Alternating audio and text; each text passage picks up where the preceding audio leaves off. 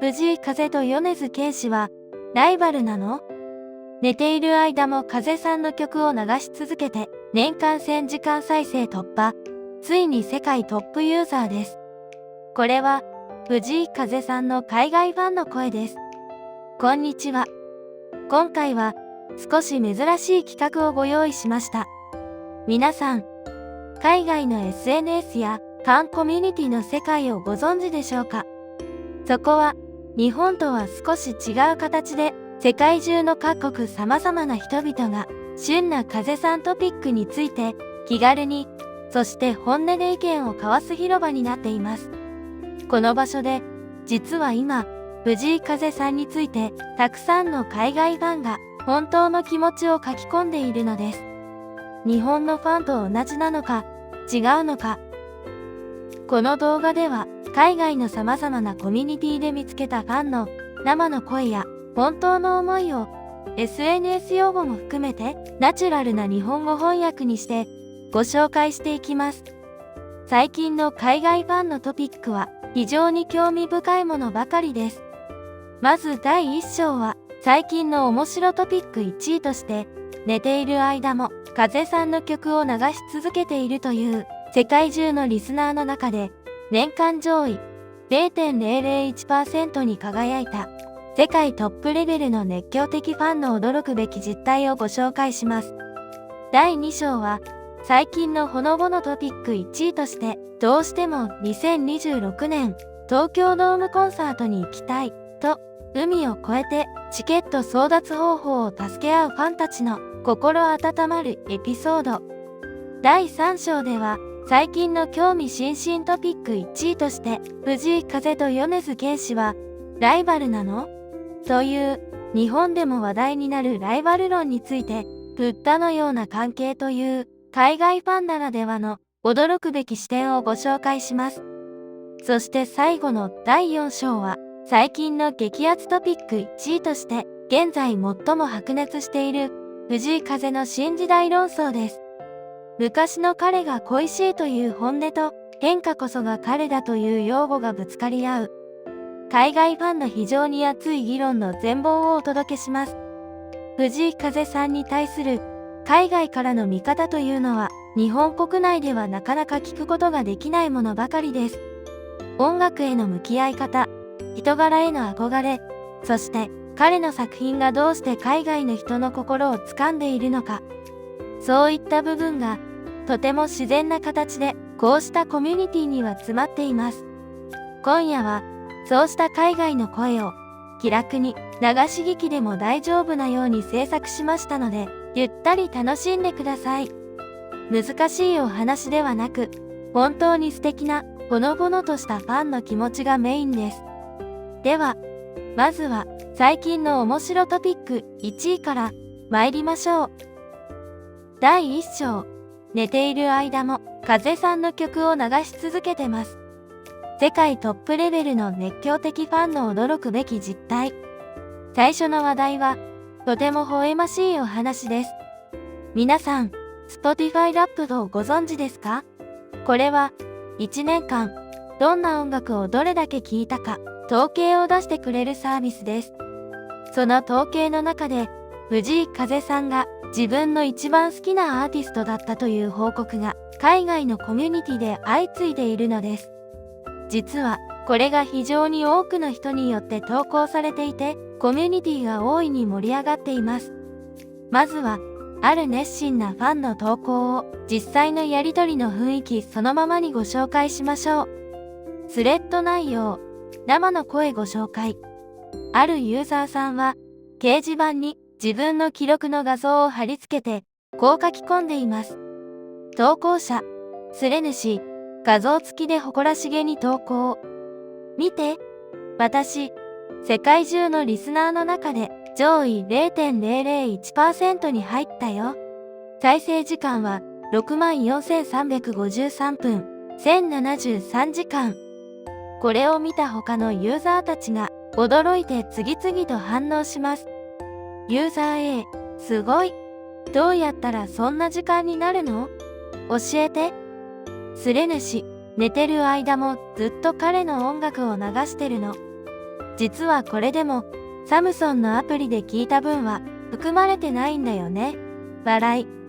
ユーザー B、一番好きな曲は何？スレヌシ、祭りと、ダムかな。どっちも本当に最高。ユーザー C、計算したんだけど、年間の法定労働時間、2085時間の約半分を、藤井風を聞いて過ごしたってことだよね。スレヌシ、イエス。その通り。いかがでしょうか？この短い会話からも、彼らの熱中ぶりが伝わってきます。さらに、もっと情緒的なコメントも寄せられています。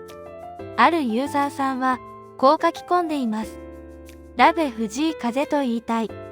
最近、彼の音楽を聴き始めたんだけれど、本当に虜になってしまった。彼は真の芸術家です。本当に純粋で、優しい心の持ち主だと思う。さらに、別のユーザーさんは、こう語っています。1年間、彼の曲ばかり聴いていました。トップリスナーになってしまった。彼の音楽、声、ピアノ、そして彼がやることすべてが本当に美しい。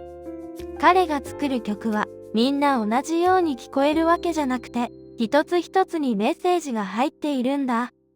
そして別の視点もあります。あるユーザーさんはこう述べています。ここまで好きになるアーティストに出会える人って人生の中でそうそういないんですよ。藤井風さんは本当に特別な存在。彼の存在そのものが一つのメッセージになっているんだと思う。つまり、海外の多くの人が藤井風さんの音楽は単なるいい歌ではなく、何か大切なものを運んでくる存在だと感じているのです。一章のまとめ。こういう話を聞くと、皆さんも海外の人たちも藤井風さんのことを本当に大事にしているんだな、と感じていただけるのではないでしょうか。次のお話は、さらに素敵なお話です。実は、海外のコミュニティの中には、藤井風さんのコンサートチケットを求めて、海外から日本に来ようと計画している人たちがいます。その時の本当の気持ちを聞いてみましょう。では、最近のほのぼのトピック1位に参ります。第2章。助けて。2026年東京ドームコンサートに行きたい。次のお話は、非常に心が温まるお話です。藤井風さんが2026年12月に東京ドームでコンサートを開くことになりました。とても素敵なお知らせです。ところが、このビッグニュースが世界に配信された時点で、ファンコミュニティや SNS はざわつきました。ある海外のファンの方は、こんな相談を投稿しました。東京ドームのチケットが欲しい。でも、自分は日本の居住者じゃない。数ヶ月後に東京に引っ越すんだけれど、今は海外だから、購入できないんだ。何か方法はないだろうか、というご質問です。これは、すごく大事なお話です。なぜなら、ここから、海外コミュニティの温かさが本当に見えてくるからです。実際のやりとりを見てみましょう。スレッド内容、生の声ご紹介。このユーザーさんが相談を持ちかけたとき、回答者たちは本当に親切にいろいろなアドバイスをしてくれました。投稿者、スレヌシ。助けてください。藤井風の日本ツアーが発表されて、どうしても東京ドームに行きたいんです。でも、私はまだ日本の居住者じゃなくて、数ヶ月後には東京へ引っ越す予定なんですが、今の段階だと抽選に申し込めないんです。誰かチケット購入を手伝ってくれませんか？海外居住者がどうやって日本の抽選に参加すればいいのか、コツだけでも教えてほしいです。この悲痛な叫びに、すぐに返信がつきます。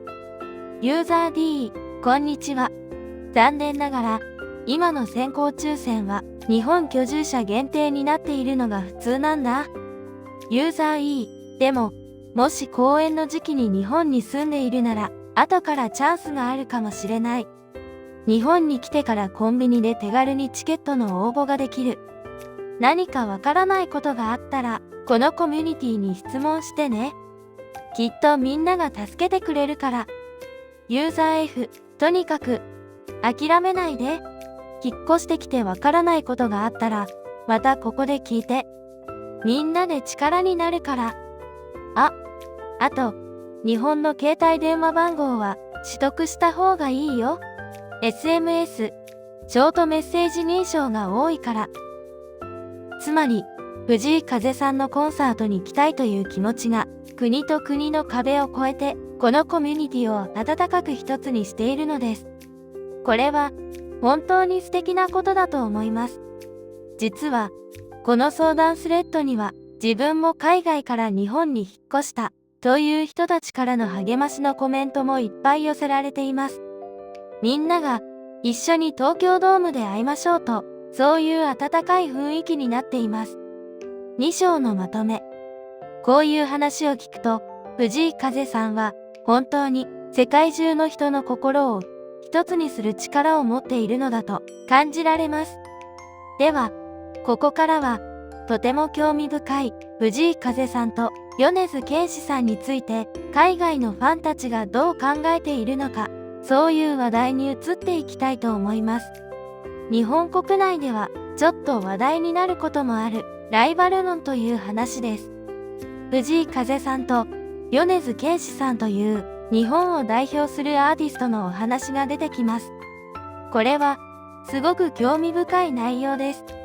では、最近の興味津々トピック1位に参りましょう。第3章。Is there a rivalry between Fujikaze and Yonezu Kenshi?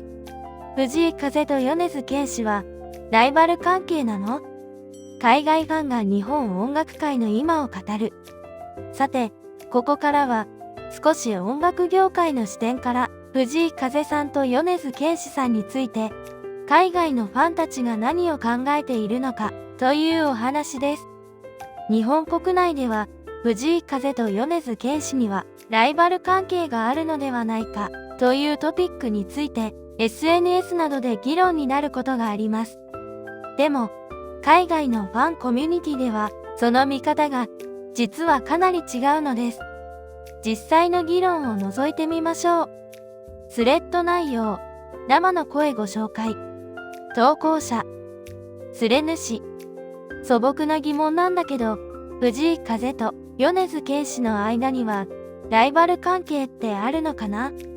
二人とも日本の男性ソロトップアーティストとして名前を見るけど、お互いに言及してるのを見たことがないんだ。この疑問に対し、複数のユーザーが深い見解を寄せています。ユーザー G、全くないと思うよ。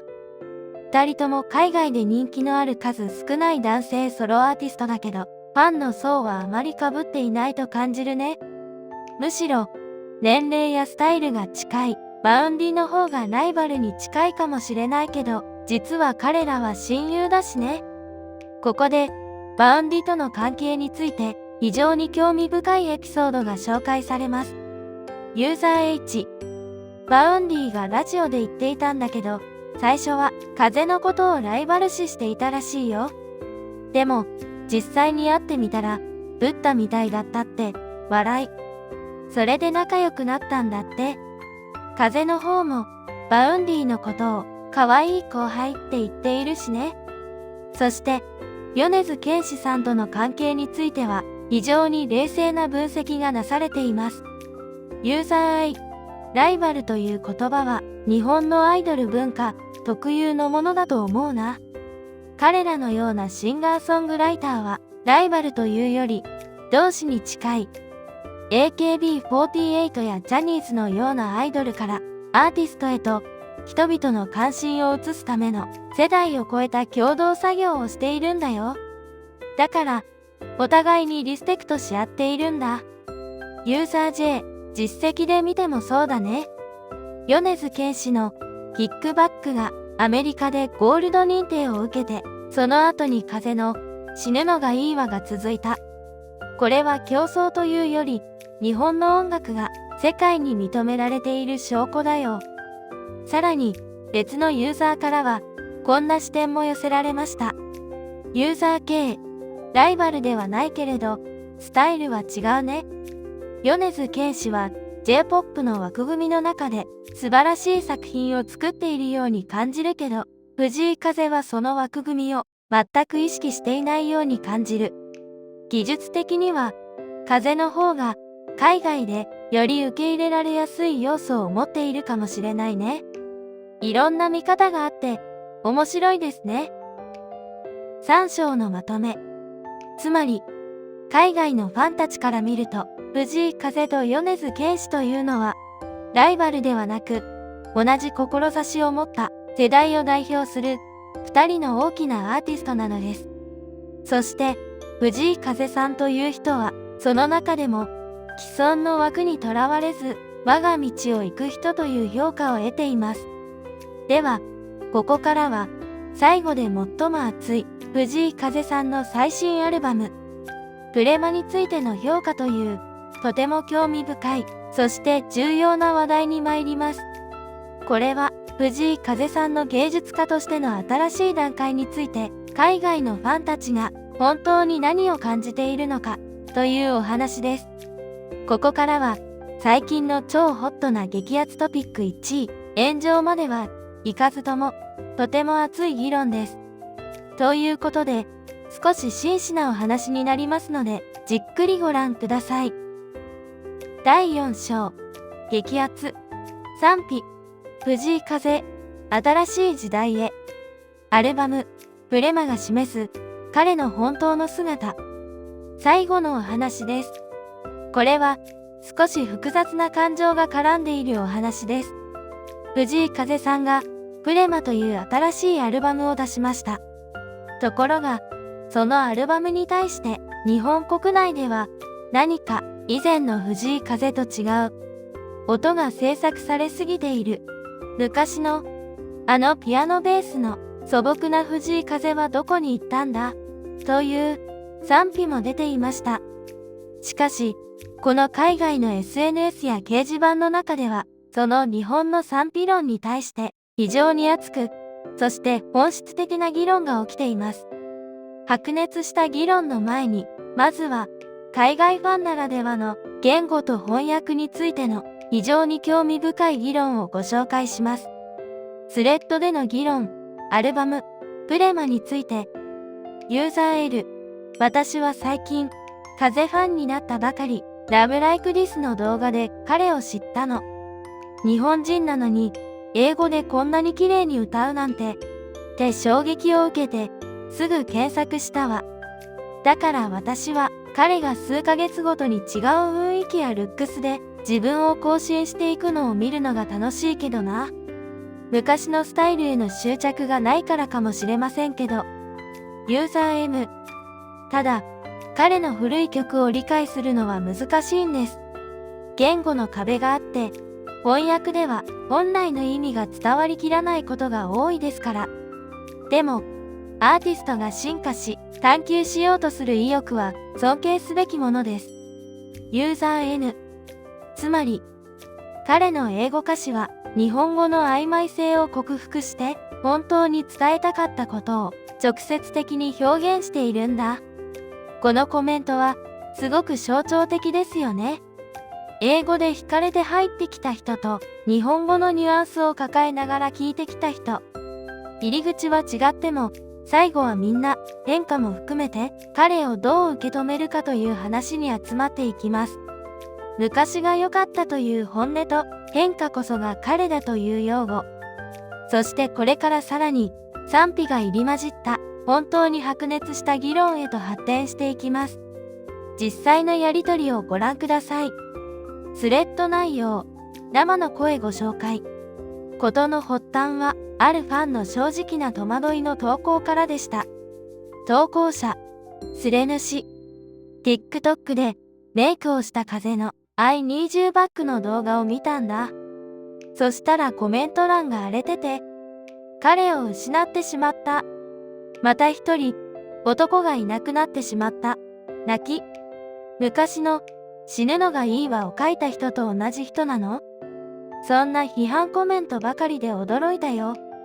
でもね、ちょっと待ってください。ほとんどの人たちは、実は、プレマというアルバムを彼の新しい時代の入り口として見てるんです。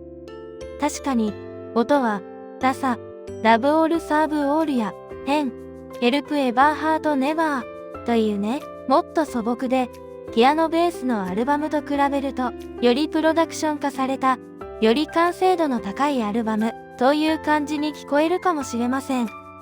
でもね、メッセージの部分では、昔の彼が書いた喪失、自己愛、人生を毎日特別なものとして過ごす。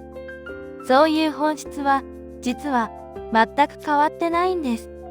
この投稿に対し、複数の立場からの反応が返ってきました。否定的な意見も率直に述べられます。ユーザー O、私は YouTube で昭和歌謡をカバーしていた変人な子供時代の彼が好きだったんだ。変には魅了されたけど、ダサには失望して、今、プレマに至っては正直なところ退屈してしまった。彼がもっと洗練されて、イメージを気にしだして、奇妙さや素朴さが薄れてしまった気がして、私には合わなくなってしまったなというのが正直なところです。ユーザー P、その気持ち、本当にわかります。私も少数派かもしれませんけど、プレマには疎外感を感じてしまった。でも、そうやって自分の意見を言うだけで他のファンから攻撃されるのはおかしいと思う。音楽の好みは人それぞれなんだから、建設的に議論ができればいいんですが、ユーザー Q、古い曲を聴くと、これは素晴らしいと思うんですが、最近のは複雑な感じですね。ユーザー R、長年のファンだからこそ、変化に戸惑うのは仕方ないと思う。でも、アーティストとして彼を尊敬し、成長を応援する気持ちも持ちたい。こうした率直な意見に対し、擁護派のファンたちも熱い言葉で応戦します。ユーザー S、私は全くがっかりしてないよ。彼は自分自身に正直でありながら、新しいことに挑戦してるだけ。その姿勢は最初から変わってないよ。男がメイクしたって男であることに変わりはない。でしょ？もしアーティストが自分の好みじゃないものを作ったら、それだけで嫌いになるの？それは本当のファンとは言えないよ。ユーザー T、本当に残念なことだけど、新しい世代の中には偏見を持ってる人もいるみたいだね。MV は80年代と90年代へのオマージュなのに、彼がどんな人間でどんな良い価値観を広めようとしているか僕らは知っているはずだ。風は昔から商業的な成功よりも自分のアイデンティティを優先してきた。だから表面的なことで離れていく自称ファンの声なんて彼には重要じゃないんだよ。そして最も深い分析がここで提示されます。ユーザー U、批判コメントの多くは彼をアイドルのように見ている人たちから来ているように思う。プレマは彼にとって自然な進化だよ。ボーカルも上達しているし、英語歌詞にも挑戦している。つまり、昔の彼が変わってしまったと嘆くのは、彼を自分の思い通りのイメージに閉じ込めたいという一種の独占欲なんじゃないかな。本当のファンなら、彼が音楽的に成長していく姿を見守ってあげるべきだ。ユーザー V、TikTok だけで彼を知ってる人たちって本当にはファンじゃないんじゃないかな。深く彼の作品を理解してから批判してほしい。ユーザー W、彼の音楽は愛は風のように自由でつかみようがなく、でも確かに感じることができるもの。だからこそ一つの形にはめ込もうとするのは間違ってると思う。さらにメイクアップの意味についても興味深い解釈があります。ユーザー X、I Need You Back の曲のポイントは、彼が昔の自分を取り戻す必要があるってことだと思うんだ。だからこそ、あえてドラッグクイーンのような極端な姿をして迷っている自分を表現したんじゃないかな。スレ主、Love it, so true. 最高。本当にその通りだね。そして最後に、この議論をこう締めくくるコメントがありました。ユーザー Y。彼は彼にしかできない音楽を作り続けてる人なんです。流行りに乗るとか、商業的成功を優先するとか、そういう外的な基準では判断していません。このアルバムにも失望の声があるというのは聞こえてきます。でも、彼の本当のファンは彼を応援する方を選んでいるんです。4章のまとめ。つまり、皆さん、ここでわかることは、こういうことです。海外のファンたちから見ると、藤井風さんは本当に特別な人なのです。なぜなら、彼は、売り上げ、流行、評判、そういう外的な物差しよりも、自分の音楽的な誠実さ、自分の心が本当に感じることがいいのか、そういう内的な基準をずっと大事にしている人だからです。ですから、アルバムが変わった、音が変わった、見た目が変わった、そういうことは、実は彼の本質には何も影響を与えていないのです。ラブオール、サーブオールという価値観の中で、彼は、ただ自分がいい音楽だと思うものを一生懸命作り続けている。そういう人なのでしょう。海外のファンたちは、その藤井風という人間の本質を見つめ、議論し、そして最終的には彼を信じて応援しているというのは、とても興味深いですね。終わりに、今夜は、レディットをはじめとする海外の様々なコミュニティから4つの異なる視点で、藤井風さんについての海外ファンの本音、生の声をご紹介させていただきました。最初は、彼の音楽に虜になったというシンプルな喜び。次は、コンサートに来たいという国を越えた応援。その次は、彼は他のアーティストを競争ではなく仲間として見ているという優しい理解。そして最後は、彼が変わっていくこともその本質の部分では変わっていないという深い共感。つまり、海外のファンたちから見ると、藤井風さんは音楽の才能というだけではなく、人間としての誠実さ、芸術的探求心、すべての人を愛する心、そういったものが本当に一体になっている非常に稀有な人だと思われているのです。SNS が発達して世界中の人が簡単に情報をやり取りできる時代。でも本当の思い、感動、尊敬、そういったものは実は国も言葉も超えて人の心から人の心へ伝わっていくのです。